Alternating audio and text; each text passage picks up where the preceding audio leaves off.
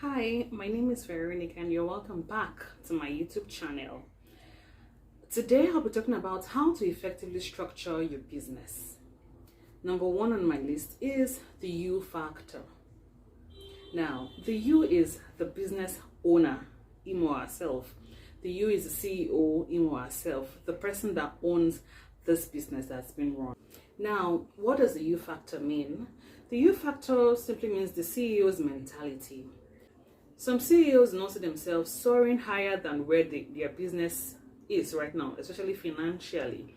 Some persons don't have the mindset of their business growing in millions or running into 6 or 7 figures. Okay, so basically, a business person that currently has a financial income of 50,000 naira at the end of the month, that does not see him or herself earning a million naira at the end of a month or 2 million naira at the end of the month has the wrong mindset.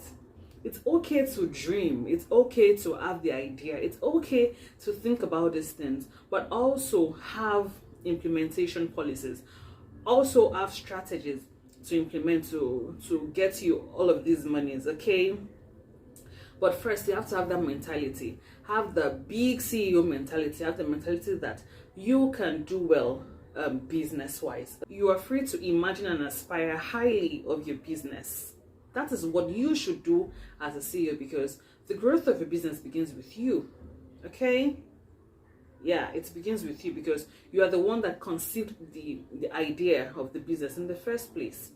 So the business cannot grow without you if your mindset has not grown, if you're not ready to go beyond where your business is at the moment. As a business person, you are supposed to be self-aware of yourself, because your business is a reflection of yourself, in the sense that though your business and yourself are supposed to be separate entities, but because you are the business owner, you have probably, or you're most likely, created this business based on your strength and capability. Okay, no one creates business on their weaknesses. If not, the business will fail. It's first the creation, it came from your idea. Okay, it came from your mind, your conception. So you should be intentional about making this business work, thereby structuring it. Okay, so be mindful of yourself, be aware of yourself, have self-awareness. When you have self-awareness, you know the kind of policies to put in place. So you know that, okay, these things trigger me, these things are not so good for me, I don't really like these things. You know how to structure, especially when you have staff or employees, or so it creates the basis for your policy creation. Okay, so you also have to embrace your uniqueness. Every human being is unique. You are a business owner, you're not a robot. You are first a human being, is that not? So understand your uniqueness, because you know yourself already, you are self-aware. Okay, so you understand your uniqueness, the part of you that's pushing out strong, that's saying this is my strength. You can know your uniqueness. Don't say because everybody are dancing on Instagram, I'll go and follow them and dance, or because everybody is doing their products this way, or everybody in my niche is doing their products this way or their service this way, I'll follow them and do it. I am personally an introvert. Okay, so although there are some times that I'm supposed to go out of my comfort zone, do you understand, like stretch myself if I need to achieve, but your audience, your customers, people on the other side of your business can see through you. We can tell when you are being fake. We can tell when you're just trying to trend. We can tell when you're just forcing yourself. And your business does not need that. Okay? Find your uniqueness. Do you understand? Find that thing that's do you know that what you think is not matching up to people's expectation, or what you think is not matching up to standard that the world or the people you met in that niche has created, might even be your strongest strength. I don't know if you understand. Find it out. Don't try to talk like some other people. Don't try to act like some other people. Do you get? Some persons have intonation problem, they have pronunciation problem, some people have H factor.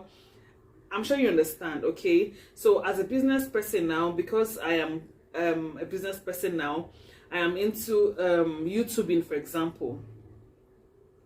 I have a business, YouTube. I see YouTube as my business, for example, and I come on air and I'm like, I have H factor, for example, and I'm speaking like Dima Ume, I'm speaking like all these big YouTubers. Do you get? I'm not being original. That can be my uniqueness. I would find what's it called, audiences that love me for who I am and what I have got to offer.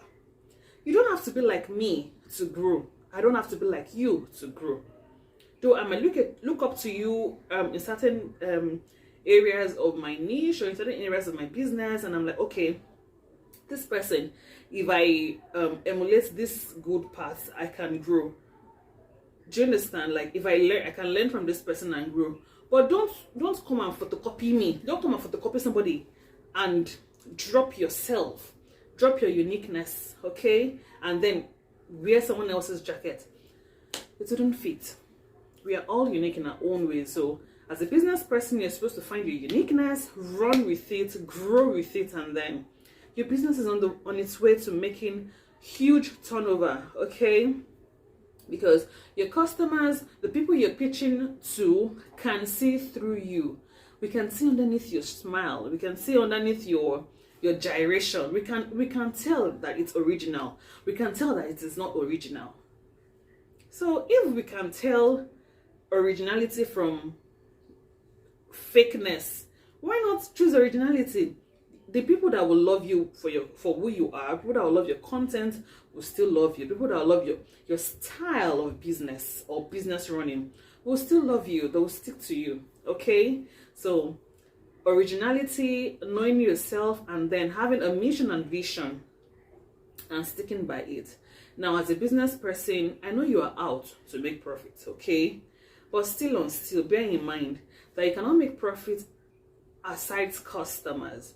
So your mission and vision, if you really want to progress, should be centered around your customers.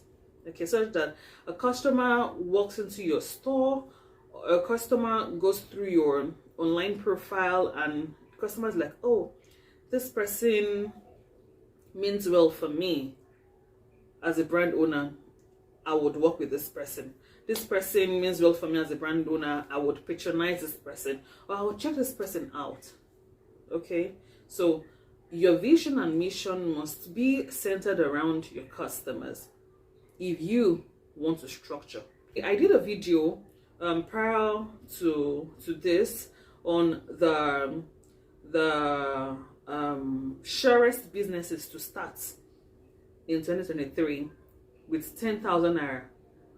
Yeah, the link will be somewhere, I think here or here.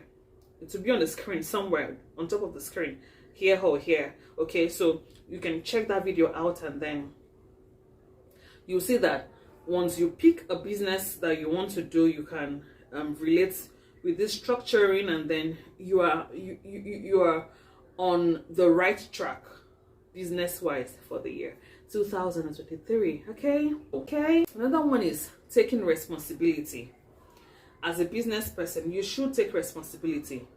After delegation, okay, your product is out there already. If there's a fault with your product, the customer says, see, the sticker fell off, or the printing was not so done well, or for example, it's a t-shirt, okay, and that has inscription, and the customer is like, okay, I tried to wash this t-shirt before wearing it because it's new. That's how I do, and the ink washed off. See what you are giving me. After paying you all this money, the person is ranting, angry, threatening to even blow your cover on the internet. Do you get? Yeah, some customers can be like that, and it's not anybody's fault, okay?